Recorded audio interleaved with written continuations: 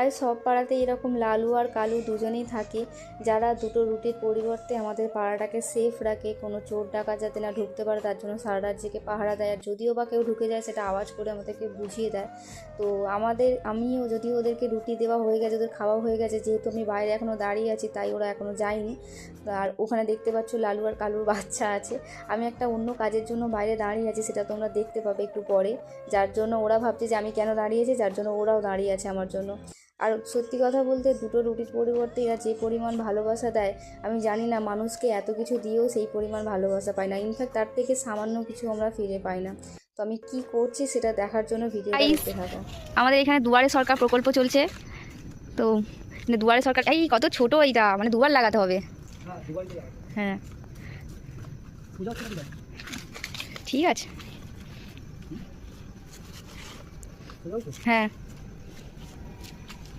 লালু গাড়ি আসছে, সরে যা দাঁড়া। হ্যাঁ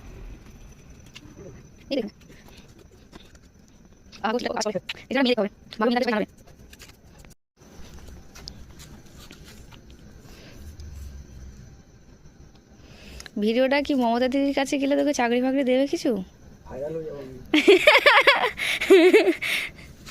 ব্যাপারটা হলো এদিকে একটা মোড় আছে আর ওইখানে মাঝখানে একটা পোলের রাস্তা আছে, ওইখানে মানে দুটো, আর এইদিকে একটা রাস্তা চলে গেছে আর এইদিকে একটা রাস্তা।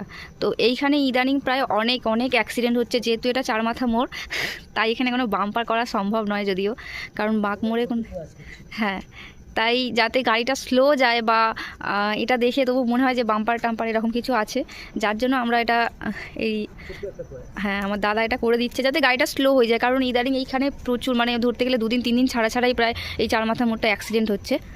তো সেই জন্য এখানে একটা সাদা কালারের রং করে দিচ্ছে, এখানে একটা হবে আর ওই দিকে একটা হবে, কারণ এই দিক দিয়েই লোক বেশি যাতায়াত করে, বেশি গাড়ি ঘোড়া এই দিক দিয়ে বেশি যাওয়া আসা করে।